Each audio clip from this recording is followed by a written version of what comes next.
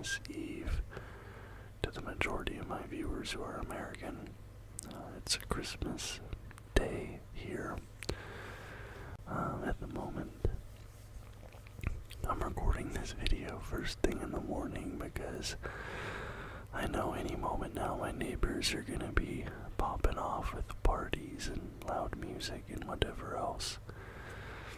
Personally, I'm just having a quiet day today. We're cooking a big ham, doing some deviled eggs, doing some cooked carrots, some fried potatoes, things like that. Just having a nice meal.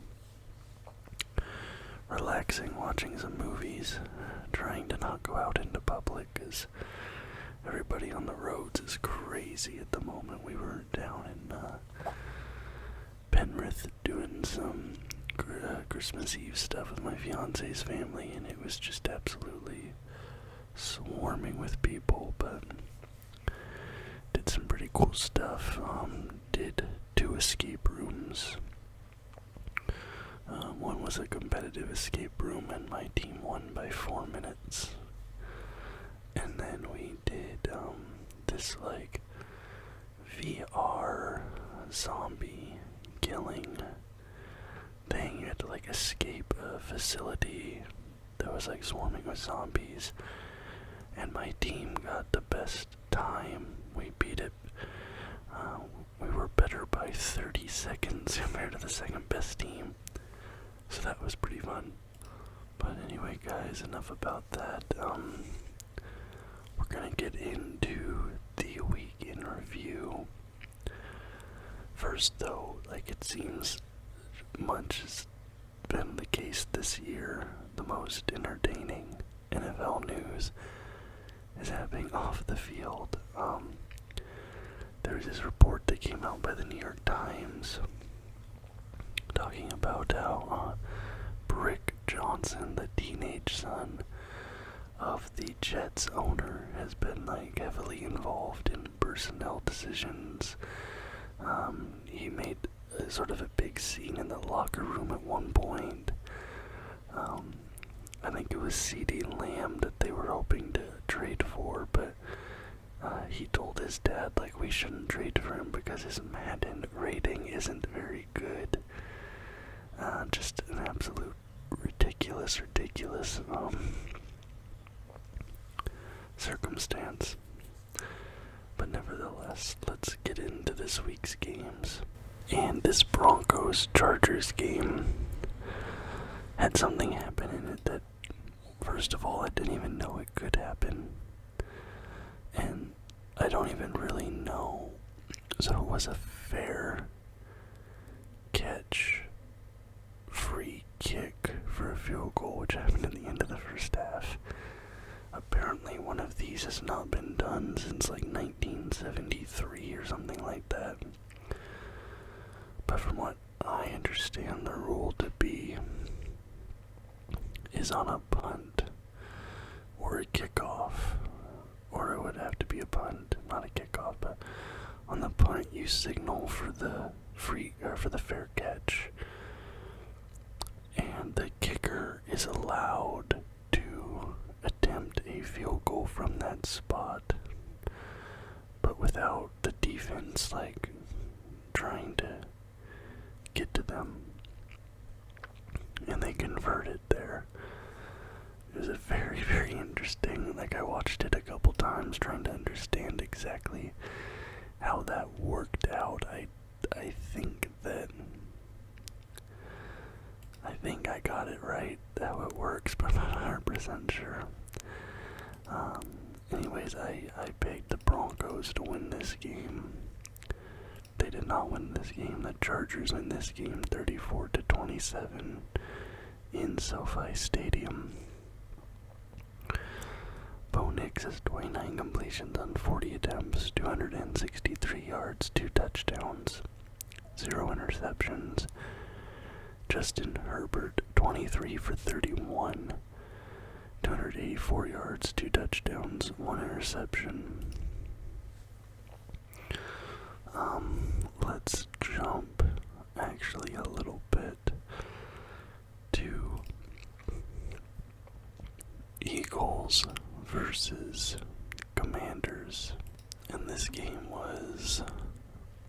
of a roller coaster.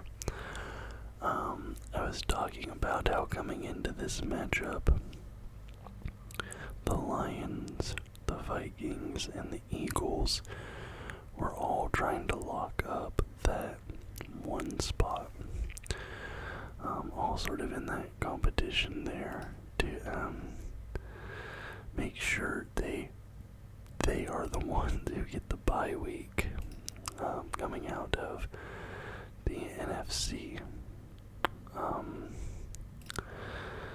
And spoiler alert, the Vikings and the Detroit Lions both won this week.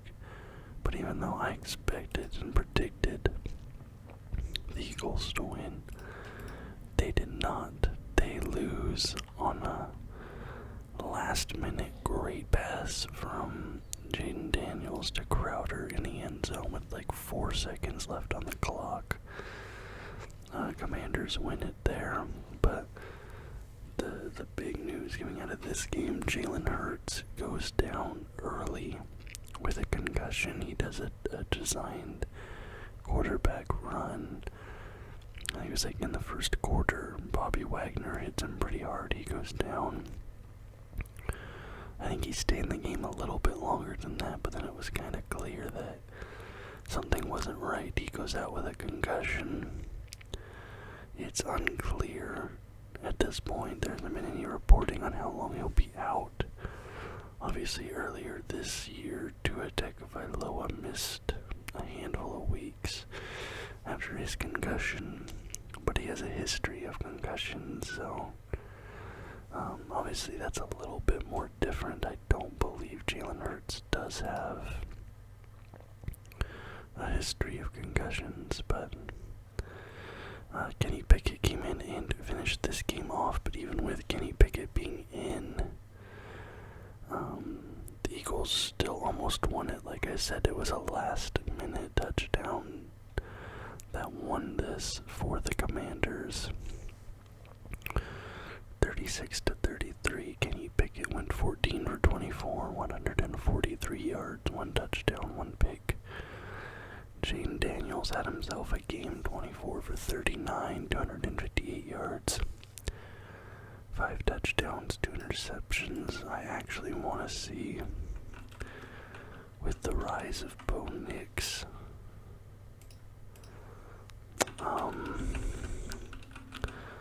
I wonder who the odds-on favorite for Rookie of the Year now is, if it's Bo Nix or Jaden Daniels still.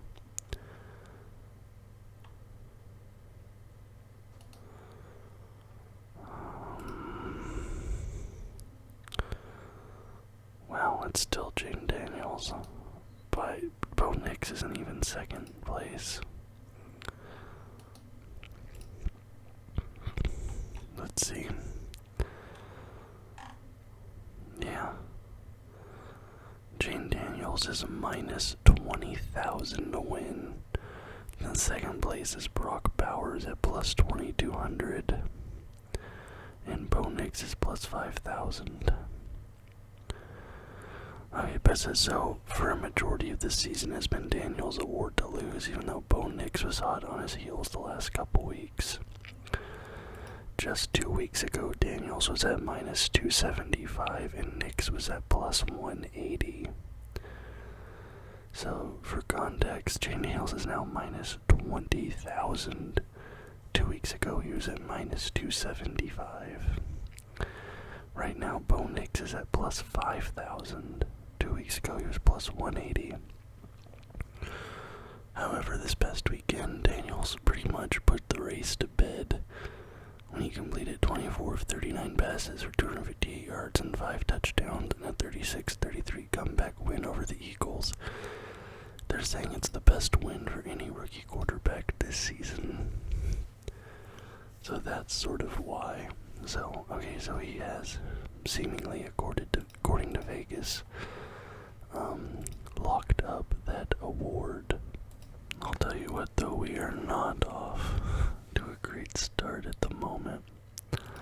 Let's come up here, Texans, Chiefs. Let's take the knife in even further.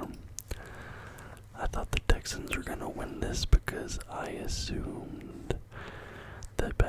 Mahomes would be sitting out after his ankle injury last week.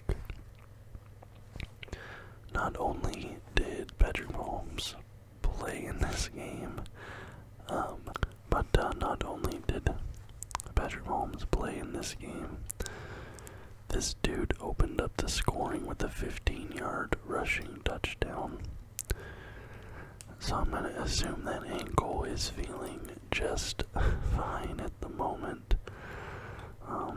He actually only had one passing touchdown this game, but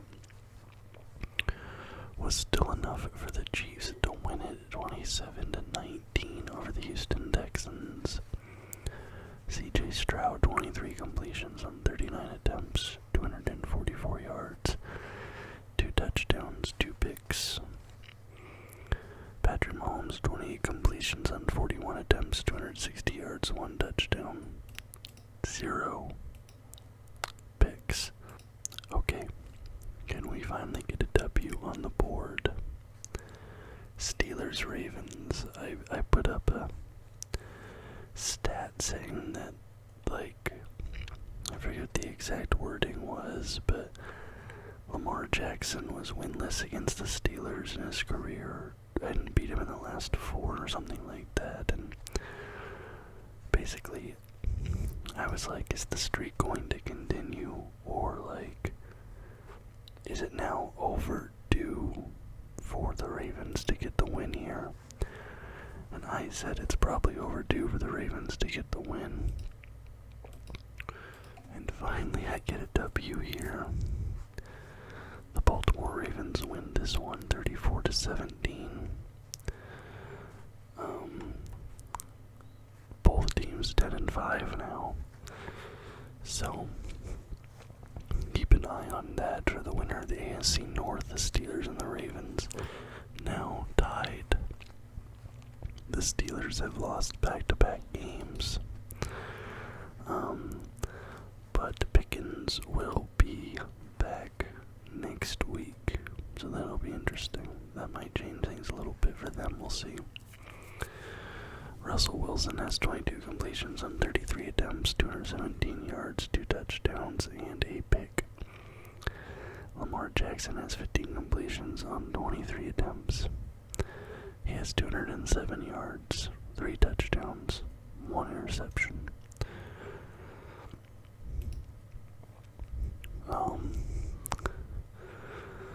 Okay, let's get another W on the board. Browns versus Bengals. I said the Bengals would win. I didn't realize that the Browns were going to be starting this dude, Dorian Thompson-Robinson. What happened with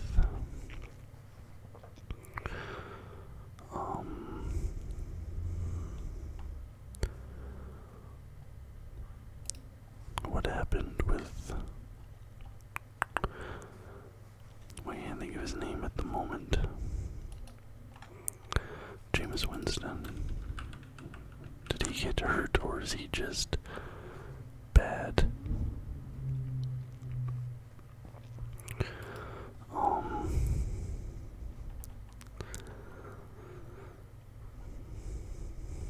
Okay, it's a right shoulder injury. Dorian Thompson-Robinson also got injured this game. But prior to this game, Joe Burrow gifted his teammates with katanas. Apparently they asked for guns, but he got them authentic, antique Japanese katanas instead. So they had the power of anime on their side, and let's be fair, there was no way they were losing this matchup after that. I feel like Joe Burrow has a few times demonstrated that he's just like an absolute nerd that just also happens to be really good at playing football. I don't remember why. There was something else in the past he did. Like something about anime or something like that, like a few years back. I don't remember exactly. But the Bengals win this one 24-6. Dorian Thompson Robinson has 20 completions on 34 attempts, 157 yards, 0 touchdowns, 2 interceptions. Joe Burrow, 23 for 30, 252 yards, 3 touchdowns, 0 interceptions. Falcons versus Giants. This was the debut of Michael Penix. There was a comment, and I was almost tempted to agree with it, saying that the Giants are going to spoil Penix's debut. I did think that was possible. But they had Drew Lock under center, who gave the Falcons 14 of their 34 points in this matchup. 2 pick sixes for Drew Lock. And ultimately it gives the Falcons a win. Michael Penix gets the win in his debut. And you have to wonder what's going to happen with Kirk Cousins. Is he going to go somewhere else? Is he getting traded? I mean, they just gave him a big contract. He has 4 more years on that deal. I'm going to be honest, I would probably welcome Kirk Cousins in Seattle at this point. I'm over Geno Smith. But obviously it feels like another stopgap QB. We'd have to see, I don't know, but Drew Lock, 22 completions on 39 attempts, 210 yards, 1 touchdown. Like I said, 2 interceptions, both returned for pick sixes. Michael Penix, 18 for 27, 202 yards, 0 touchdown, 1 interception. Didn't have to do too much in his debut there, but he did get over 200 yards, so that's good for him. The Lions versus the Bears. I took Detroit here. Didn't get the win. Jared Goff got goofy with it. He did this fake stumble thing at one point, trying to fake out the Chicago defense. I'm like, brother, it's the Chicago defense. They're already down in the dumps. Do you really have to do them like that? But Jared Goff shows no mercy. We've known this. He is a cruel warlord. The Lions double up the Bears here, 34-17. Jared Goff has 23 completions on 32 attempts, 336 yards, 3 touchdowns, 0 interceptions. Caleb Williams, 26 for 40, 334 yards, only 2 fewer yards than Jared Goff there. 2 touchdowns, 0 interceptions. Titans, Colts. I took the Colts here. I wasn't super confident in that, but they do get the W. Anthony Richardson did not have to do much in this game. 38-30 in favor of the Colts. Rudolph, 23 for 34. 252 yards, 2 touchdowns, 3 interceptions. Anthony Richardson, 7 completions on 11 attempts, 131 yards, 1 passing, 1 rushing touchdown, 1 interception. And Jonathan Taylor, after having that embarrassing mishap last week, dropping the ball early, did not let it happen again. He got 3 touchdowns off 218 yards this game. Okay. My voice is really struggling at the moment. I don't know why. I had to pause the recording there real quick and clear my throat a bit. Don't know what's going on. Cardinals, Panthers. I took Arizona here. But the Panthers get the W. They get their 4th win on the season. This one does go to overtime. Panthers win it 36-30. Kyler Murray has 20 completions on 32 attempts, 202 yards, 1 touchdown, 1 pick. Bryce Young, 17 for 26, 158 yards, 2 passing, 1 rushing touchdown. Kyler Murray also had a rushing touchdown, by the way. 0 interceptions for Bryce Young. Rams, Jets. Jets.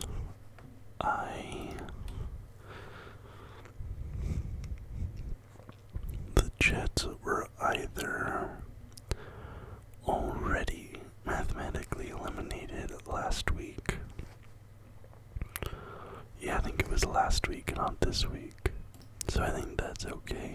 Well, not okay, but that they weren't eliminated this week. I think this week it was the Cowboys and the Niners that got eliminated. I predicted the Rams to win here because that was the worst possible outcome for me. So that's of course what happened this week. This week was a brutal week for me.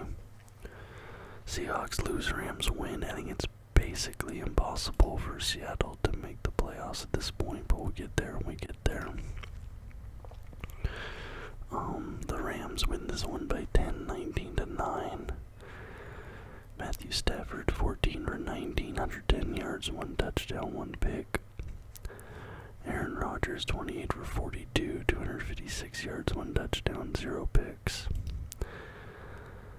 Yeah, Vikings, Seahawks, let's get into it here. The problem is, I'm disappointed in myself more than anything, because I told myself coming into this season that I wasn't going to get invested because I thought the Seahawks were going to be bad. But then we started the season out strong. We went on a little bit of a run. There was a bit where we were the top of the division for a bit. And now it's just, I think so. Coming into this week, we had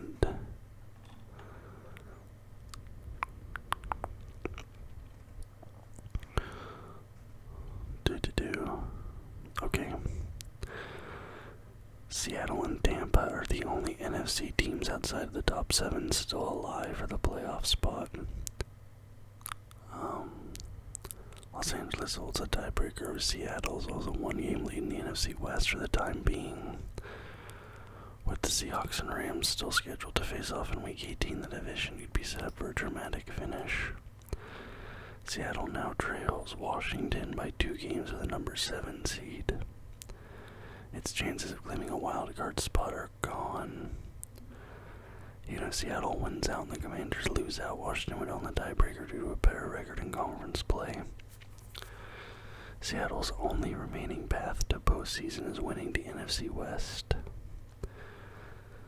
So, okay, a division title for the Seahawks would require winning their final 2 games, including the Week 18 matchup versus Los Angeles. On top of that, Seattle's chances will rely heavily on a Rams loss to the Cardinals next week. If Los Angeles beats Arizona in Week 17, but loses to Seattle in Week 18, the Seahawks versus Rams division race would come down to the NFL's lower-ranking tiebreakers, like record in common games, conference record, and strength of victory.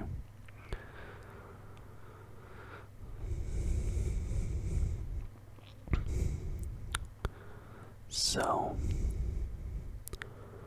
we have the Bears next. We should win that. So we have to beat the Bears and beat the Rams. And from what I'm seeing, the Rams need to lose to the Cardinals and then lose to us. And then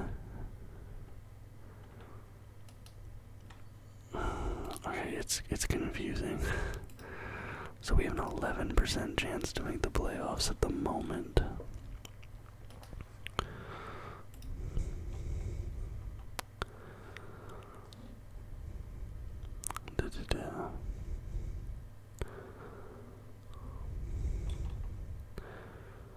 Okay, even if Seattle does beat Chicago on the road, they'll not guarantee the season finale ends up being a winner-take-all battle.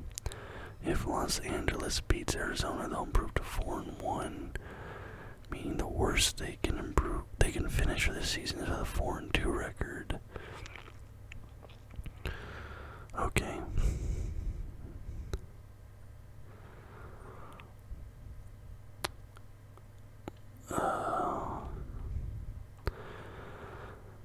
Okay, this is just a really confusing situation.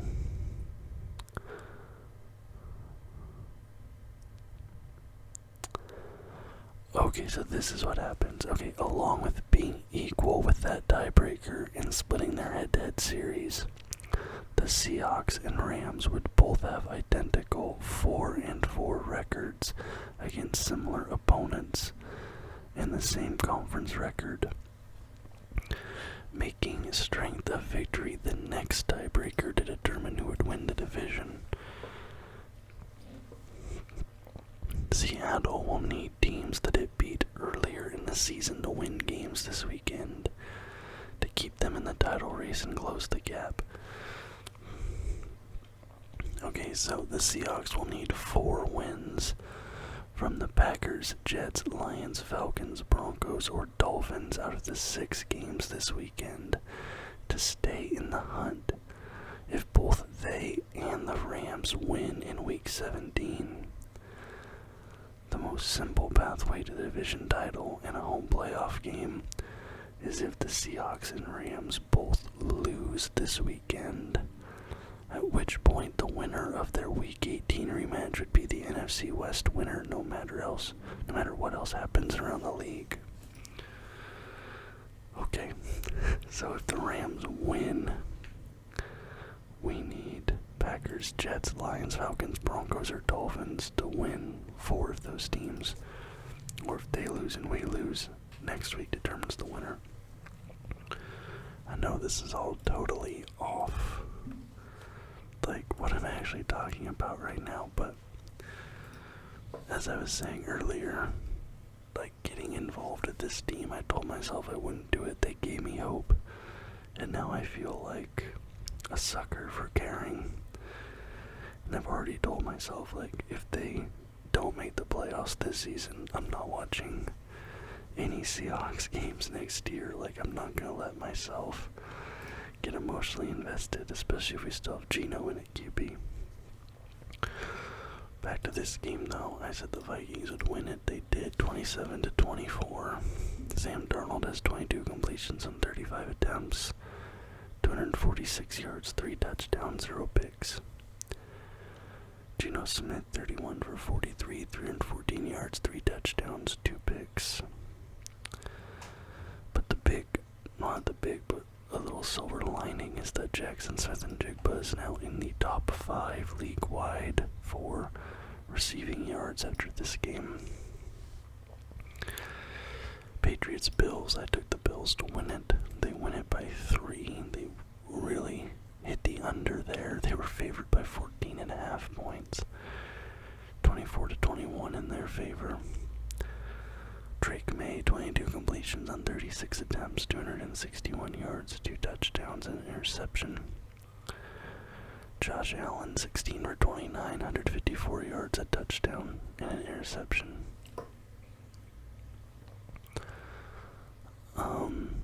Jaguars versus Raiders. I took the Raiders here. And it paid off. They're only their 3rd win of the season. But they beat the Jaguars with Mac Jones 19-14.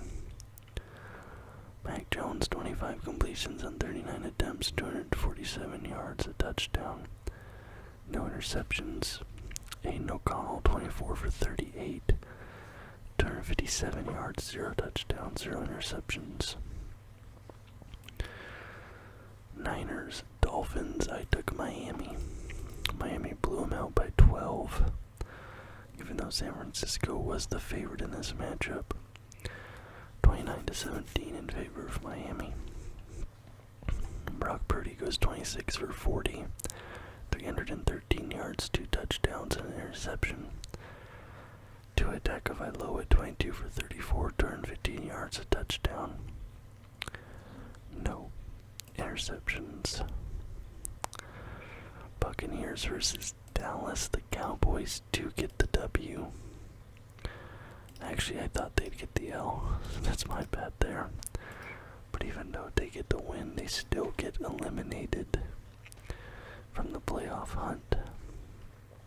But they do win the game 26-24. Baker Mayfield 31 for 43, 303 yards, 2 touchdowns, 1 interception. Cooper Rush 26 for 35, 292 yards, 1 touchdown. 0 interceptions, and finally, for the first time this season, we get a shutout victory. It didn't happen any other prior time, but we get here into the final weeks of the season, and we get our first shutout. The Packers beat the Saints 34-0.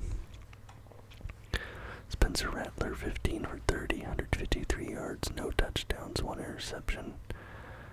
Jordan Love 16 for 28, 182 yards, 1 touchdown.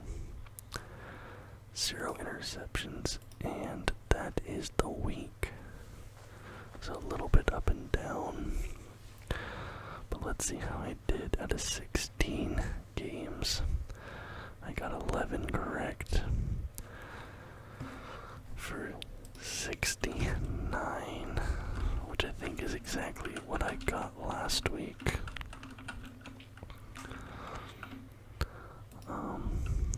So we're at 157 for 240, which is still 65%. I have a feeling 65% might be where I end the season at, but we'll have to see.